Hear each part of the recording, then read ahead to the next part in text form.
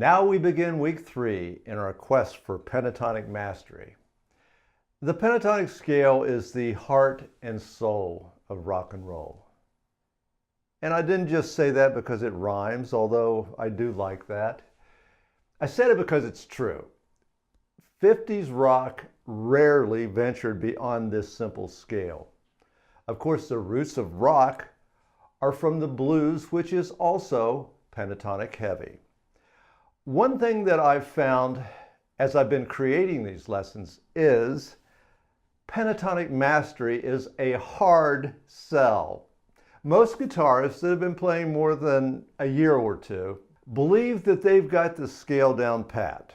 If not down pat, they've at least got it to the point that they can play the scale when needed, or so they think. If a player doesn't know the third pattern of the pentatonic, for example, they go back to the first pattern by default. By the time you finish the pentatonic zone series, if you dedicate a week to each of these patterns, you'll learn the benefits, and it's pretty amazing. It's important to take each of these patterns and obsess on them until they're automatic. This week, as in the past 2 weeks, I want you to live and breathe a single pattern, the third position. This week, ignore the rest of the fretboard. Your home is the 10th fret. Improvise over A minor backing tracks and stay within this pattern. There's a new sequence pattern covered this week. Play it 1,000 times. Move licks that you know in the first pattern to the third pattern. And as with the previous 2 lessons, we continue to build a lead one lick at a time, each lick from a different pattern. In previous versions of the course, I pretty much blew through the pentatonic quickly. I haven't looked back at the 3 previous versions, but my guess is I taught all 5 patterns in a single weekly lesson. At this point in time, I see a huge problem with this previous set of instructions. Each of these patterns is unique and challenging to develop as automatic behavior, and that's the key. When you constantly run through all 5 patterns, your brain never really locks onto automatic behavior of any of the patterns, aside from the 1 or 2 that you play all the time and fall back on by default. I'll give you an example of why you need to dwell on each pattern for a period of time to make them automatic. I've had a driver's license since I was 16 years old. Until a few years ago, the first thing that I did when I entered the car was reach in my pocket, grab my key, put it in the ignition switch. Well, a couple of years ago, that all changed with keyless ignition. As many of you have experienced, the key stays in your pocket. Initially, every time I sat in the driver's seat, I would instinctively reach in my pocket, grab the key, and try to insert it in the ignition. Well, my wife's car still has an ignition that requires a key. My keyless habit is now so effective that when I get in her car, I just sit there waiting for something to happen until I realize, oh yeah, I need a key for this. That's because I drive her car less than once a month, and my automatic behavior is now attached to my car. What if I rotated between her car and my keyless car every day? I'll tell you, I would never develop automatic behavior for my new car.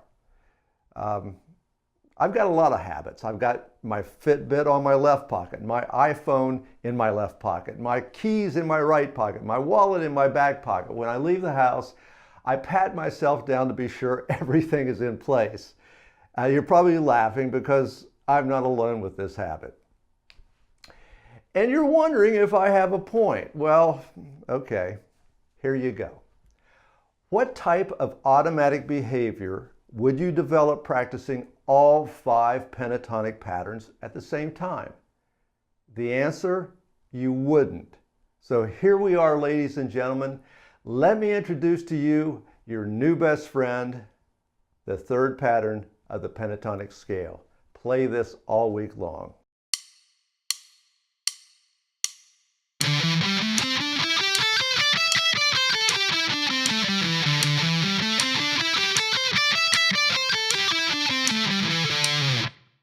As I mentioned before, I want you to play this pattern for 1 week to the exclusion of the 4 other pentatonic patterns and the diatonic scale.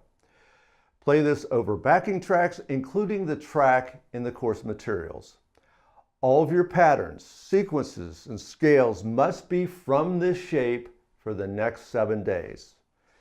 Take memorized licks from other patterns and transpose them to this 3rd pattern of the pentatonic scale.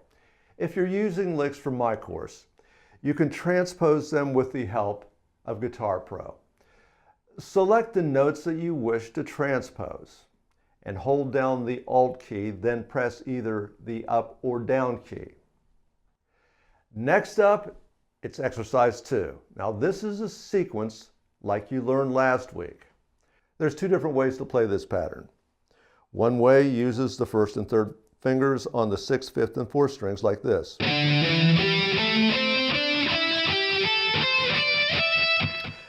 Now the problem with this is you have to shift your hand position 1 extra time. You shift here, and you shift here. If I use this fingering, it's a little bit more difficult, but you can play faster. The 2nd and 4th fingers. Notice that I don't have to do the 1st shift.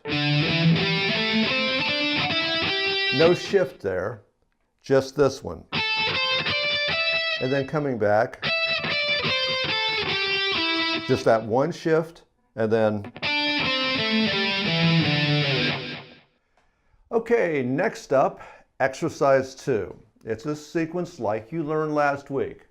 I'm showing it to you in 8th note triplets, but it can be played with 16th notes, but that's quite a bit more challenging. This shape is great to fall back on as you improvise lead guitar. As I explained last week, it's much better to rely on the scale in sequence. There is something very weird about sequences. You'll notice that this feels different than the one that you learned last week. Your fingers move in a slightly different pattern, and the sequence has a different feel. These are the same notes in the same order as last week's sequence. They're just positioned differently in the measure. I'll show you what I mean. It's a totally different feel and a slightly different melody.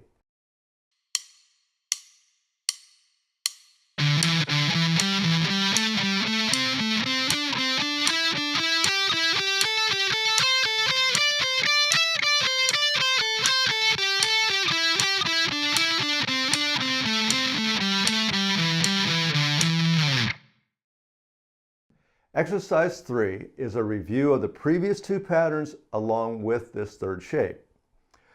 Although I want you to work primarily with the 3rd pattern this week, you must still spend time reviewing everything that has been covered in this series of lessons. It won't do you any good to learn this stuff only to slowly fall out of practice.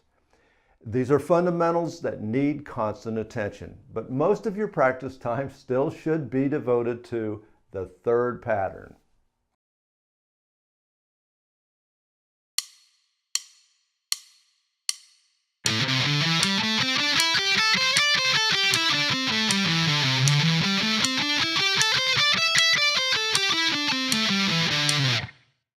Now on to exercise 4.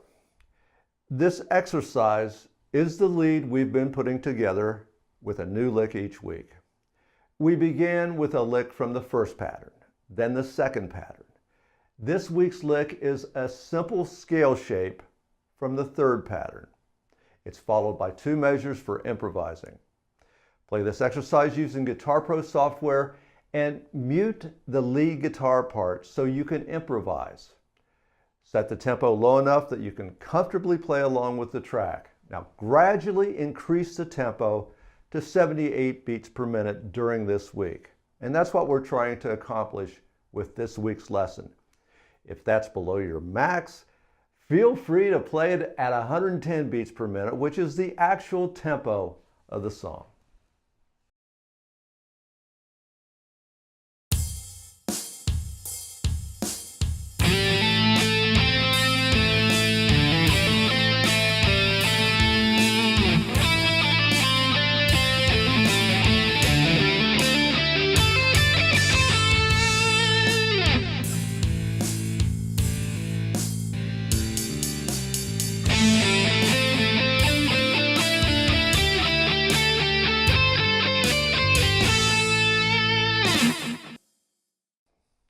Exercise 5 is a bonus exercise.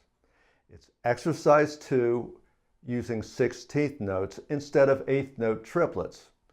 Now, I don't expect you to master it or even to play it if you don't want to. It's not officially part of this lesson. But if you're an advanced player, let's see what you've got. Intermediates may want to play around with this and review it in the future. It is very impressive if you can get the tempo up to 110 beats per minute or more. That's going to be difficult.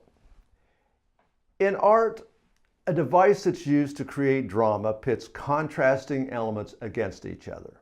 Good against evil, dark against light, white contrasted with black, silence as opposed to noise. An artistic device used in music is to pit the simple, bright-sounding pentatonic against the darker, more complex diatonic scale. That's the value of what we're doing here, and we'll continue to do that next week. See you then.